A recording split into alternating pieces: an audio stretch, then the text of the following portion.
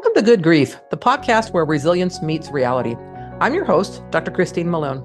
In this podcast, we delve deep into the stories of individuals who've triumphed over tragedy, adversity, and trauma. In every episode, we bring you raw and honest narratives from guests who faced life's most challenging moments head on. Through candid conversations, they share their journeys of resilience, shedding light on the strategies, mindset shifts, and support systems that empowered them to rise above their darkest hours. Join us as we explore the profound depths of human resilience and discover how, even in the face of life's toughest trials, there can be light, growth, and yes, good grief.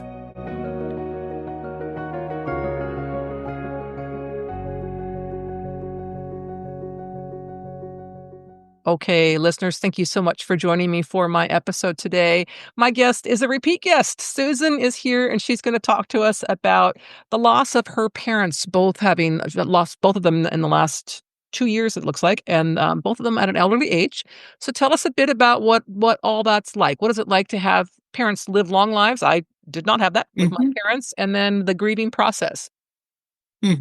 Well, yeah, Christine, I just learned through the process of losing my parents at this stage of life that, not that I didn't realize it before, but society doesn't mourn the very elderly in the same way, and appropriately so, as younger people. Right. But what I learned is that the love that people around those individuals had, is the grief is still proportional to the wonderful relationship you may have had with your parents or not had. Frankly, it can be very conflicting depending on your situation.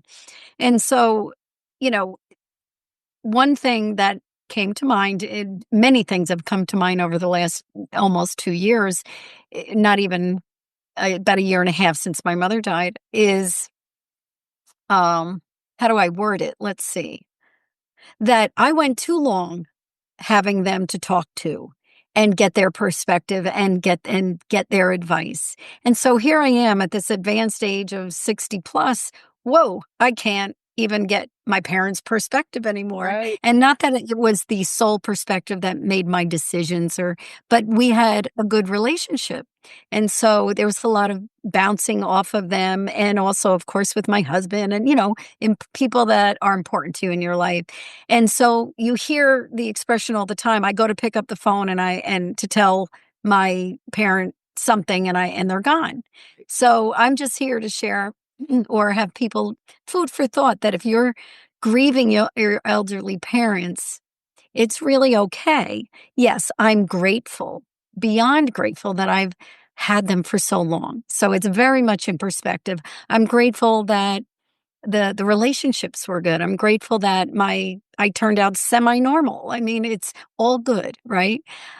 But you still need to allow yourself to grieve. And that grief is private. Yep. The world doesn't have to sanction your grieving over a 90-year-old. Yep. So my sister and I were very much daddy's girls, very much. And so him not being there is the weirdest thing. But it's time to grow up, I suppose, So, and be happy that there was the memory of a quality relationship like that, I know with all the episodes that I've done for this podcast, it always surprises me when I do hear people say things like, "Oh, but they live to be, 90, or they live to be whatever." So therefore, it's like, well, then I shouldn't miss them or grieve them because they lived at that age. And I'm thinking, well, okay, I get what you're saying. You were fortunate to have them for that length of time. I don't have, because my father died at the age of 59. So I young. have things where it's like, oh, I should ask my dad this. He's always got the best advice. I didn't have that. So he lived long enough to be, the sage of advice and so on. So I get that. But to me, that's a loss on my part. I wish I had. But I also am thinking, when your parents live to be, into their 80s or 90s, whatever, you've got so many of those rich memories and things that it's probably even more so of a loss with the grief, because you've all of that you have and have experienced that some of us never had. Right? Does that make sense? Right. Yes, and like I said, perspective is important. My sister and I laugh how, here we were in our early 60s when our parents passed. And so we went from walking in their house and still feeling like you're 25 to boom, you're old. You're the oldest generation. Boom. And so you would, okay, that's just reality. I mean, I'm really good at reality, but as I say to my husband every so often, I said, okay, there's a wave of grief coming in today. You might not want to talk to me for a couple hours. And I need to sort through whatever's going on, allow it. You need to allow it. And no one in society or even your family should say, oh, you should be done because they were old and had a wonderful life. I think you need to allow for the loss while you keep the perspective. And I'll give a very, very distinct example. I'm going to a baby shower tomorrow, and it is for the oldest daughter of my very best friend in the world who died at 55. So she asked would I stay in touch with her girls, and I've been invited to their weddings, and now there's a baby coming. And she died at 55 and her husband died at 49. These girls have been without their parents, starting missing their dad when they were 16 and 19, losing their mom at 23 and 27, I think it was. What do I have to complain about, right? So I'm just noting that it's not about complaint or thinking, oh, I have it so bad. It's allowing. I've learned that it's okay to allow yourself to grieve, no matter how old your parents were. Yeah. And keep it in perspective because it's your grief. Yeah. It's okay to miss them. And then it's even better when you get to the point of really laughing and enjoying the memories about them. And we are more and more to that point, like every Thanksgiving, every Thanksgiving, how big is the turkey? How many pounds? Every Thanksgiving, every year. And then he'd want to help with the apple pie. He would complain that I asked him to slice the apples very thinly. Why? Why do I have to? Yeah. But it was the same conversation for 20 years once he was coming to my, but it's funny. Like I always say to my husband, tell me the pounds that you bought. So I'm ready for the questions, Yes. And so, so you're always mixing the grief with finding ways to enjoy the memories. Yep.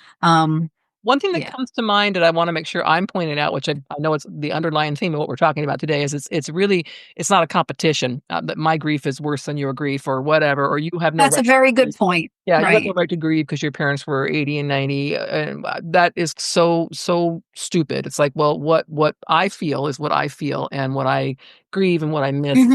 And so that to me, I for instance, with my son that passed away, I've had people say, well, but you did this, or you have other kids, whatever. I'm thinking it doesn't make that loss any different. Okay, it doesn't make that loss less because of other things. So you don't get to sit there and say, well, yeah, but you got to keep your parents until you had them until they were this. It's like, yes, I did, but I still have the right to grieve, and it's healthy to do so. So it's it's not a bad thing. It's not like I have to excuse myself or like I said, I have had other guests that'll say things. Well, at least he was X years old, and I think, okay, well, what difference does it take comfort in that? You take some comfort in that, right? But it doesn't miss the person, and I don't miss right. Conversation about the turkey reminded me of my dad, who my favorite holiday is Thanksgiving, and he would come up for Thanksgiving and rant and rave about how wonderful my food was. So every year Thanksgiving, even though he'd been gone forever, I think about my dad on Thanksgiving. So it's kind of one of those great memories. And I love your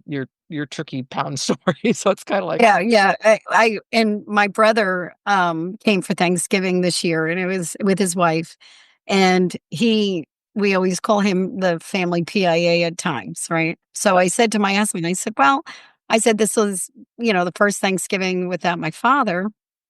And so my brother will come and ask questions that you're just, you don't know whether to be annoyed or not or whatever. I said, it'll be a good replacement for now. And one of the beautiful things is then he invited his daughter, her husband, and their son to come, and didn't tell me until it was a done deal. And that's a good thing, because it made me think back to, to my parents that the door was open. He knew it. My brother knew our door is open. Doesn't matter the number. The only thing I did have to say to him, I'm out of bedrooms. You're going to have to figure out how to stay overnight. I'm out of bedrooms, but I don't care if you bring more. Yep. No one goes home hungry. It's all good. Did he ask about the turkey size? He did.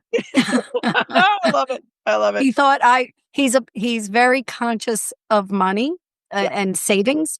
He wanted to know, why on earth would you make two? Why?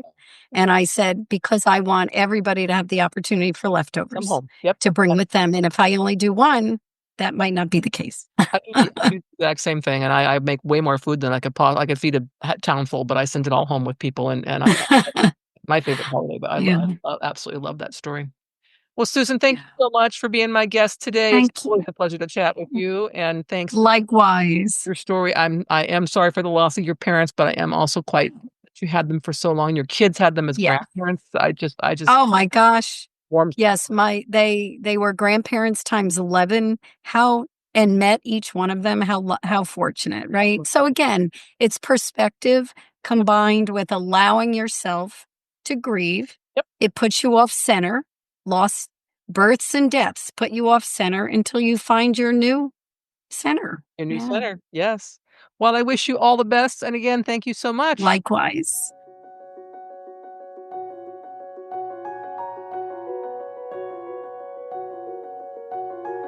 Thank you for joining us for this episode of Good Grief.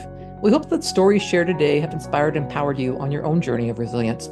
If you want to dive deeper into the themes of trauma, tragedy, and survival, be sure to check out my memoir, The Day I Became the Spider Killer, a memoir of trauma, tragedy, and survival.